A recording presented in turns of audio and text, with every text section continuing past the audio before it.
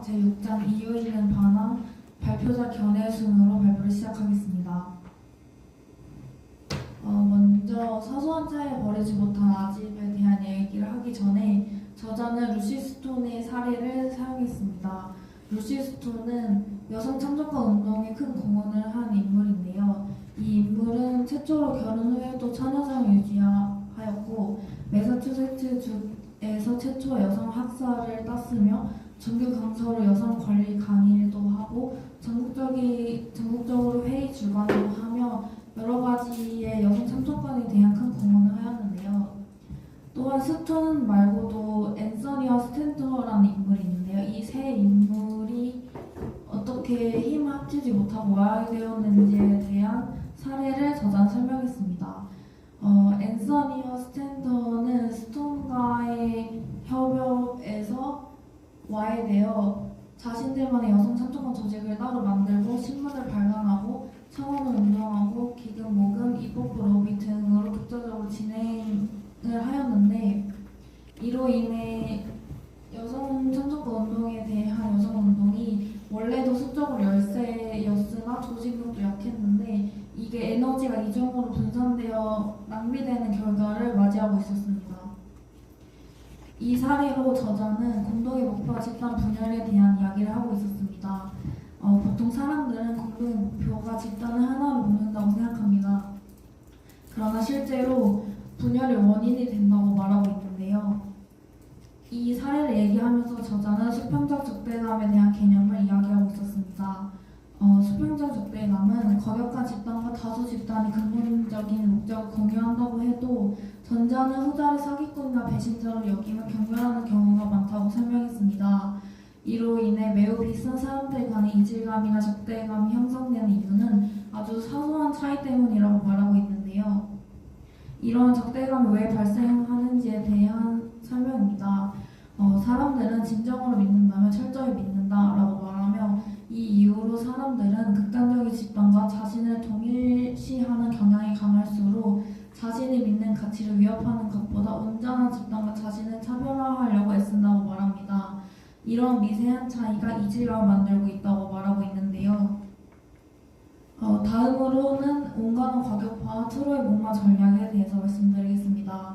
온건한 과격파 전략은 조직 내부의 과격한 목소리인 강경파를 직접 협상에 내보내지 않고 대신 온건한 구성원들이 협상 테이블에 앉아 서로의 입장을 듣고 공동의 목표와 실행 계획을 수립함으로써 분열과 불신을 극복하고 효과적인 연대를 이끌어내려는 전략을 의미합니다. 이를 통해 급진적 아이디어도 온건한 접근으로 전환되어 외부의 협상 및 연대 구축에서 긍정적인 결과를 도출할 수 있다고 말하고 있습니다. 다음으로는 트로이 목마 전략인데요. 사람들은 새로운 아이디어를 주장할 때 그 아이디어를 왜 내세우는지가 아니라 어떻게 실험할 것인지에 대해 초점을 맞추면 덜 과격해진다고 말하고 있습니다.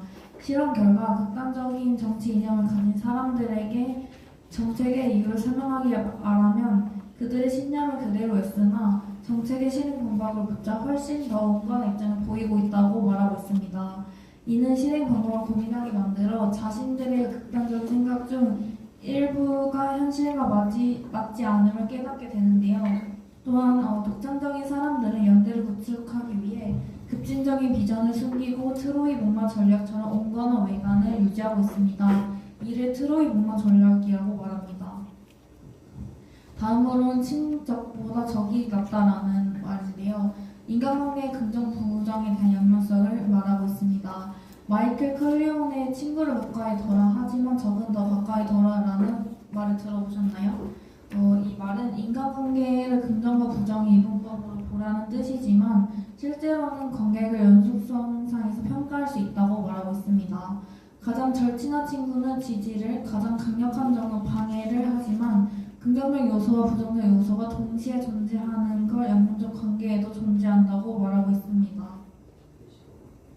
예측 가능성은 순전히 부정적인 관계는 불쾌하지만 예측 가능함으로 그 사람과 거리를 두고 대비할 수 있다고 말하고 있습니다. 대처의 어려움은 반면 양면적 관계에서는 긍정적인 면과 부정적인 면이 공존의 경계를 늦출 수 없으며 어느 상황에서 믿어야 하는지 판단하기 어렵다고 말하고 있습니다. 에너지 소모는 이런 관계에서 감정적 에너지가 많이 소모되고 문제 해결을 위한 추가적인 방책이 필요하다고 말하고 있습니다. 다음으로는 제6장 이유에 있는 반항입니다. 형제, 자매, 부모, 정신적 스승이 동창성을 길러준다고 저자는 말하고 있는데요. 한 연구에 따르면 연구 배경에 대해서 먼저 말씀드리겠습니다. 형제, 자매, 부모, 정신적 스승과 같은 주변 인물들이 동창성을 기르는 데 영향을 준다고 주장하는 것의 바탕으로 출생 순서가 야구에서의 위험 감수 행동에 미치는 영향을 미친다는 것에 대한 실험을 이제 연구를 하였는데요. 일단 연구 결과에 대해서 먼저 말씀드리자면 도루 시도에 따라 나중에 태어난 동생들이 형제들보다 더 도루 시도를 많이 했다고 논문 결과에서는 말하고 있는데 이 도루 시도의 실패와 성공률에 대해서 서열이 낮은 형제들은 도루 실패 예를 들어 투자 등지공이 맞을 확률은 4.7배가 높아지고 도루 성공률은 3.2배가 높았다고 말했습니다. 다른 스포츠와 비교를 하자면 8,000명을 대상으로 한 24개의 연구에서 나중에 태어난 형제들은 부상 위험이 큰 운동, 럭비나 아이스하키처럼 몸을 많이 쓰는 거에 더 많이 참여한 반면 마디들은 상대적으로 안전한 야구나 골프를 선호하는 경향이 있다고 말했습니다. 이를 통해 주변의 영향이 개인의 독창성과 위험 감수 태도를 형성하는 데 중요한 역할을 하고 있다고 강조하고 있는데요. 특히 출생 순서에 따라 나타나는 위험 감수 성향이 야구뿐만 아니라 정치나 과학 같은 분야에서도 혁신적이고 독창적인 행동으로 이어질 수 있다고 말합니다. 즉 위험을 감수하는 반항이 때로는 성공적인 성과를 위한 필수적인 요소라고 말하고 있습니다. 마지막으로 발표자 견해입니다. 저는 이 책 5장에서 연대에 관한 이야기를 하고 있다고 생각했습니다. 독창적인 인물들이 자신의 목표를 달성하기 위해 어떻게 연대를 달성하고 연대의 성공을 가로막은 그 장애물을 어떻게 극복하는지에 대한 이야기를 담고 있다고 생각했습니다. 지금 시기에 또 가장 중요한 개념이 연대라고 생각했는데요. 현재 연대라는 개념이 많이 떠오르기도 하고 연대를 해야 되는 시기라고 생각했습니다. 그래서 연대가 무엇인지에 대한 의문이 많이 드는 시점이었는데 이 책을 통해 연대를 쌓고 연대를 할 때 생기는 서로의 의견 간의 갈등을 극복하고 해결하는 방법에 대해서 알게 되었습니다.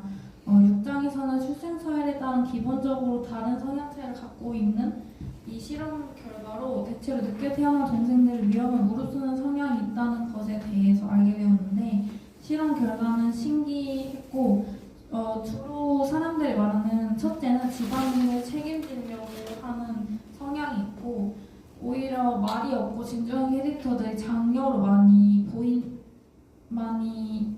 보인다고 생각하며 둘째가 좀 더 밝다고 하는 그런 프레임이 있다고 생각했었는데 저희 집의 경우에 좀 예외라고 생각했어서 근데 이렇게 수치상으로도 기준이 되는 출생서열의 성향에 따른 도료율 차이에 대해서 뭔가 그 수치로 알게 되니 뭔가 그 직접적으로 좀 와닿은 부분이 있었습니다. 마지막으로 발표를 마치겠습니다. 감사합니다.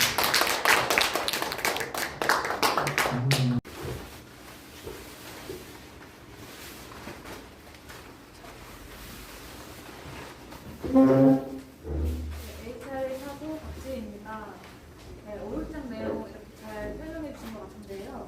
이제 5장에 이번에 이제 새로운 아이디어를 주장하는 이유로 그 아이디어를 실현할 방법을 말하면 잘 파악해진다는 문장이 있는데 구체적으로 어떤 식으로 작업을 하길래 그 실현 방법을 말했을 때 더 정확해지는지 궁금합니다.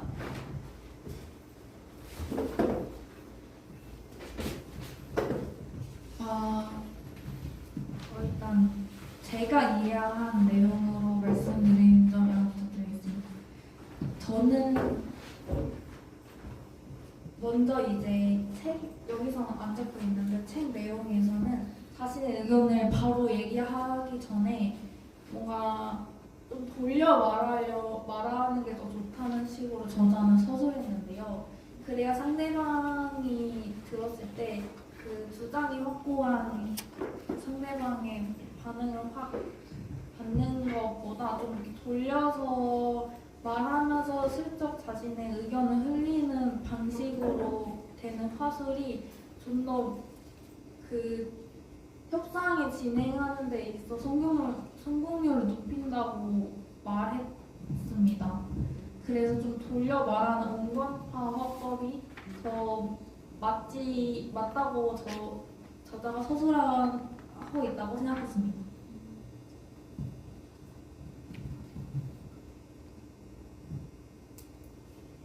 이거 질문 꽤 많을 것 같은데? 이제 술 졸리움을 해치고 질문을 좀 해보지. 손순가? 고마워.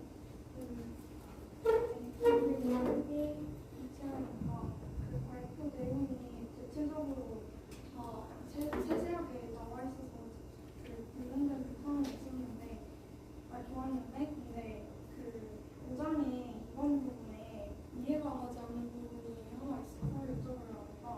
그 독창적인 사람들은 연대를 형성하기 위해 트로이 문화의 진짜 비전을 숨김으로써 자신의 구체적인 아이디어를 노출하지 않는다고 하는데 이 독창적인 사람들은 과격한 집단과는 다른 수류의 사람을 말하는 것이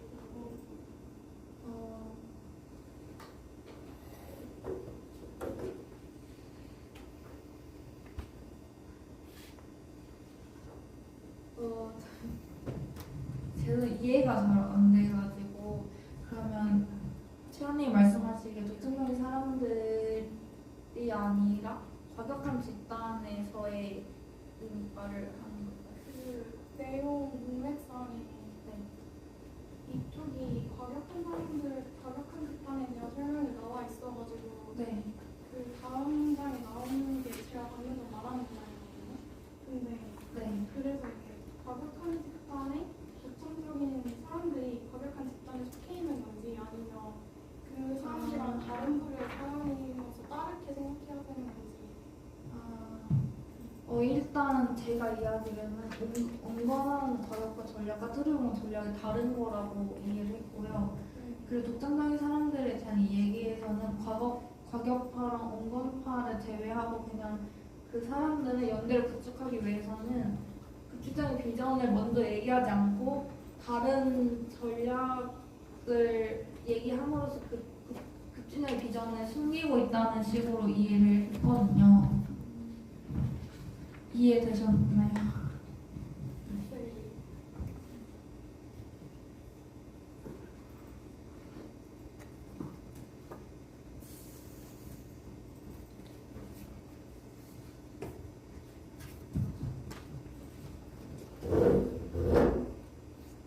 지금 발표 내용 중에 공무원 가격파, 소위 문방, 흔적보다 저게 낫다 이런 식으로 연대에 대한 다양한 방식이 나와 있는 것 같은데 읽으시면서 가장 뭔가 자기 성격에 맞는 것 같다? 좀 실현할 수 있어 보인다는 그런 방법이 있으셨는지 궁금합니다.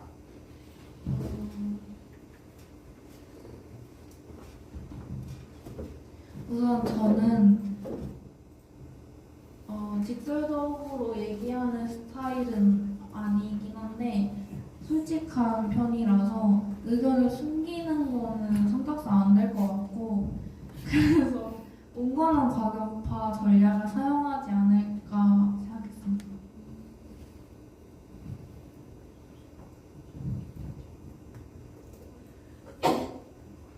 그래서 L차례 18기 사주 문제입니다. 일단 발표 정말 잘 들었고요. 큰 건 아니고 그 3번에 친적보다 적이 낫다라고 했는데 혹시 친적이 오타인 건지 아니면 친적이 무슨 뜻인지. 책에도 친족이라고 되어 있었는데 가까운 적에 대한 얘기를 하면서 이 내용에서는 가족이랑 친구처럼 좀 다른 사람들보다 가까운 사람들에 대한 의미로 적혀 있는 단어인 걸로 이해를 했고요. 오타는 아닙니다. 그러면 그 여기서 말하고자 하는 게 그 적은 이 친적보다 적이 낫다라는 제목이랑 이 내용이랑 이제 제 이해가 잘 안 돼서 혹시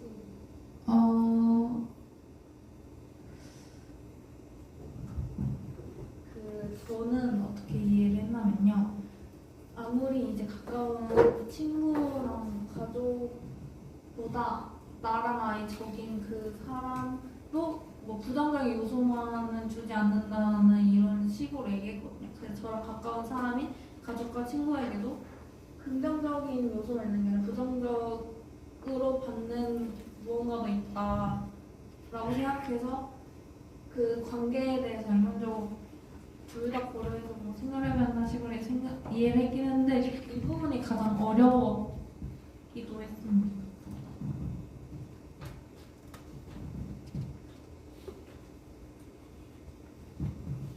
아무래도 내가 시킬라 했는데 야 너무 조용히 있어가지고 오늘 제가 레시파이 강지현입니다. 네, PPT로 내용을 잘 설명해 주셔서 내용 이해하기가 너무 좋았고요. 제 질문은 사람들은 공동의 목표가 집단을 결속시킨다고 했는데 이제 오히려 이런 공동의 목표가 집단을 분열시킨다고 나와 있는데요. 혹시 발표자분께서는 어떤 목표가 집단을 결속시킨다고 생각하시는지 궁금합니다. 집단을 분열시키는 게 아니라 결속시킨다는 질문을 하신 거 맞을까요? 아, 예, 맞습니다. 공동의 목표를 가지면 이해가 안 돼가지고 첫 번째에서 사례로 어떤 생각을 하는지 물어보시면 공동의 목표는 오히려 집단을 분열시킨다고 이 텍스트에 나와 있어서 네.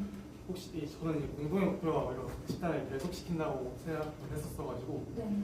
혹시 이러한 공동의 목표가 집단을 분열시키면 혹시 이거 어떠한 목표가 집단을 결속시킬 수 있는지 여쭤보려고 질문했습니다. 제 생각으로는 일단 저자는 어떻게 말을 했냐면 어떤 목표에 너무 집착을 그 공동의 목표와 나와를 동일시하게 하고 또한 그거에 대해서 조금이라도 틀어져 있는 의견이 생긴다면 그것에 대해서 철저하게 분열하려고 하는 그런 크다고 저자는 말을 해서 공동의 목표를 다시 결속을 시키려면 목표를 좀 더 널널하게 세워야 된다고 생각했습니다. 그러니까 저자는 자신이 그 공동의 목표와 동일시하게 하려는 의지가 있다고 해서 만약 우리의 목표가 1등이라고 하면 그 사람은 진짜 1등을 하려고 하는데 1등은 못해도 2등을 할 수 있는 거니까 만약 2등이라도 하자라는 생각을 가진 사람들과의 분열이 생긴다고 말을 하고 있는 건데 그럼 그 목표를 조금 더 널널하게 잡으면 우선 뭐 상만 받자 이렇게 해도 되고 이런 식으로 잡으면 좀 더 결속이 되지 않을까 생각합니다.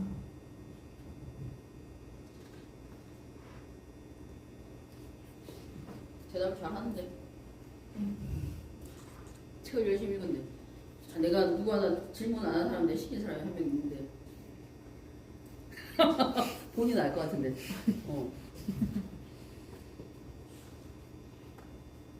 조금만 생각을 그 생각해봐. 아무거나 질문해. PPT 돌려줘. 이 많은 내용 중에 아니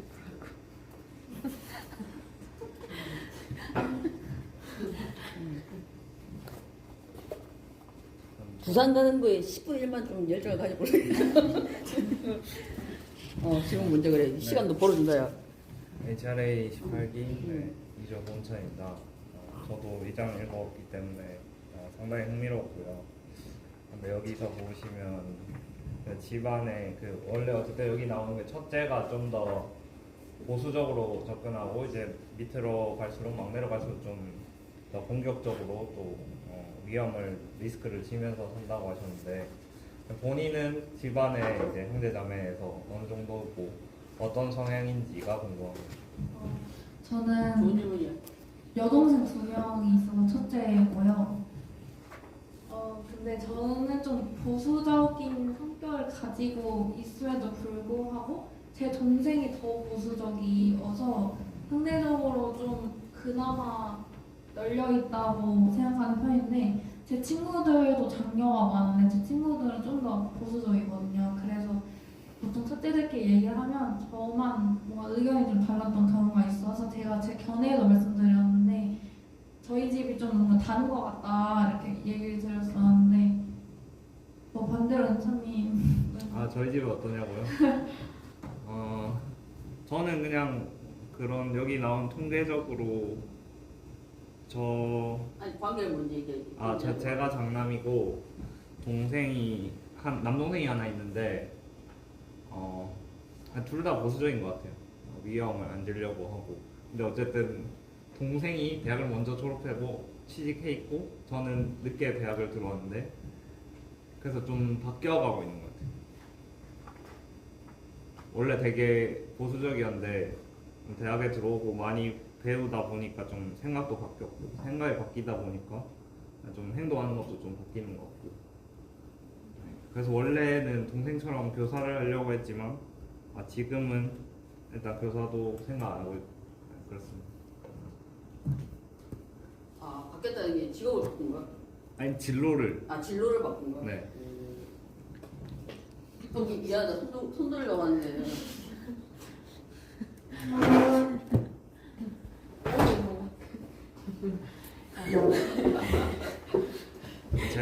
제가 할게요.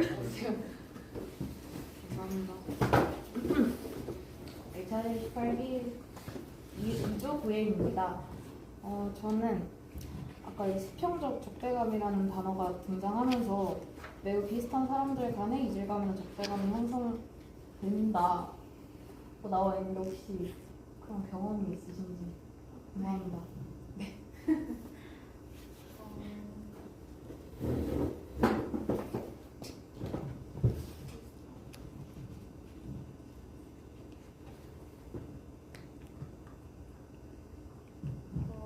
경험은 떠오르는 게 없어가지고 보통 이제 저랑 다른 사람들은 애초에 나랑 다른 사람이니까 그런